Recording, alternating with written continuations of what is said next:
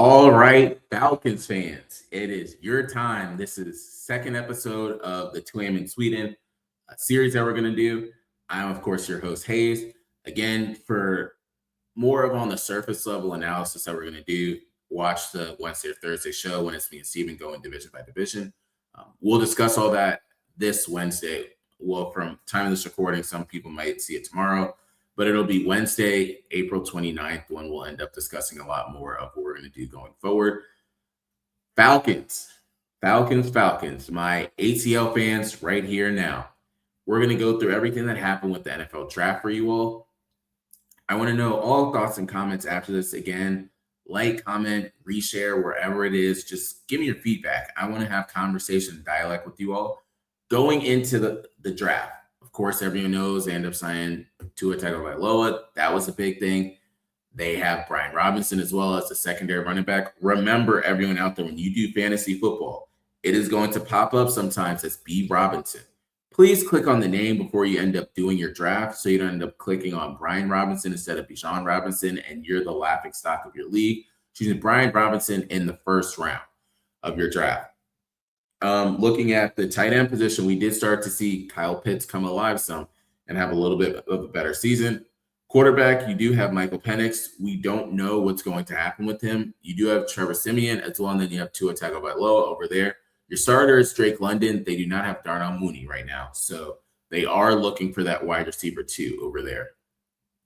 Going into it, some of the top needs that, of course, a lot of analysts, and then, of course, myself, I created my own. Top needs, we did feel as though edge rusher was a big thing, cornerback, wide receiver 2 to go alongside Drake London, and then a linebacker. Secondary needs, offensive tackle depth, defensive tackle rotation, and then pass rush depth. So let's go through everything. We'll end up seeing who they end up choosing that can end up helping with some of this depth that they needed over there. Again, what I did for the show before, we're going to talk about some of the highlights of these different players when they were in college.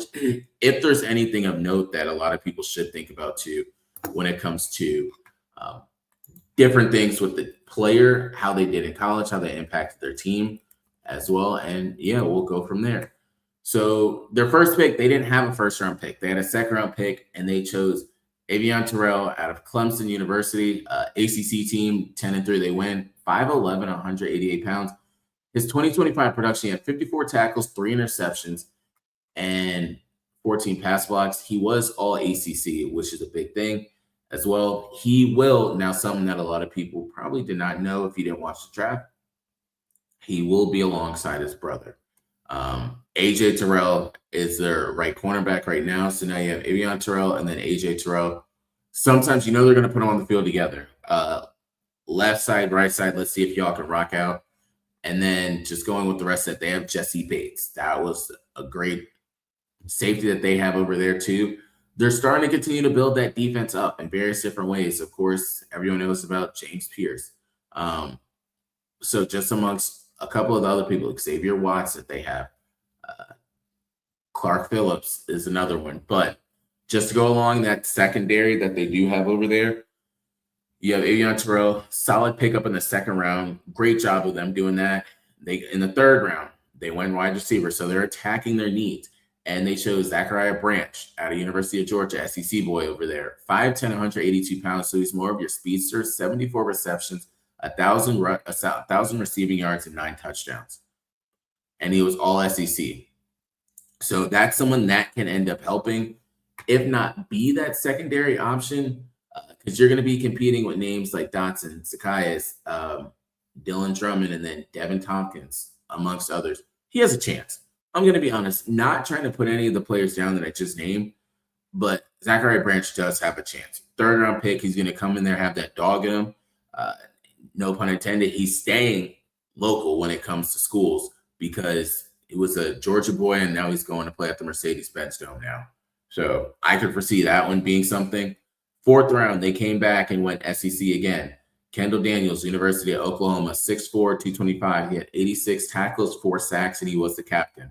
Solid. We just hit 3 of their needs in their 3 picks that they had so far. They went cornerback, wide receiver 2, and then linebacker so far.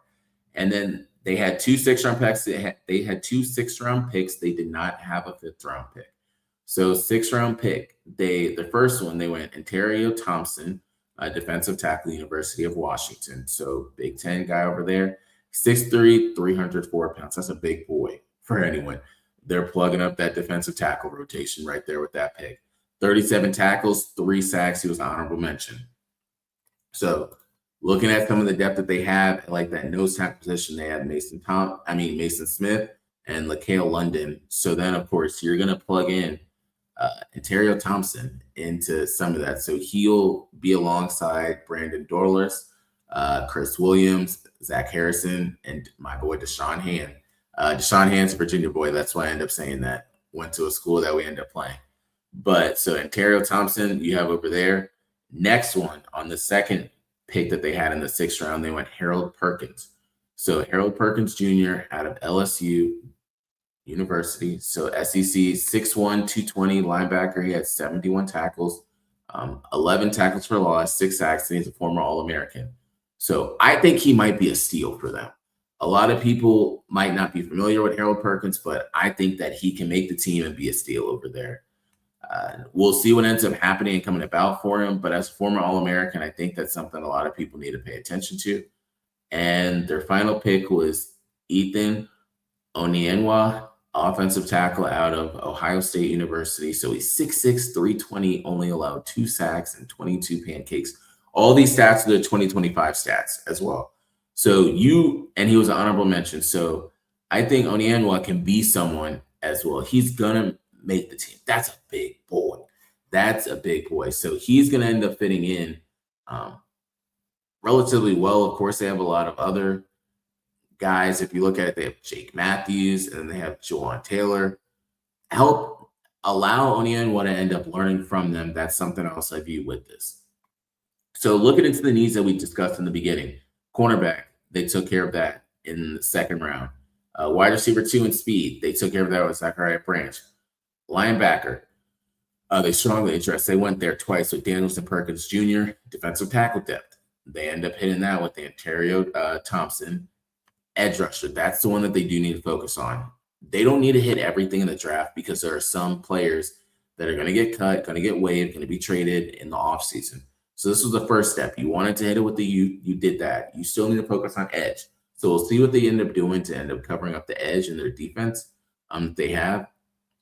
Since they go with the 4 linebackers and the 3 D linemen. Overall, I would have to say that the Atlanta Falcons did maximize their depth. What they could with the draft capital that they had.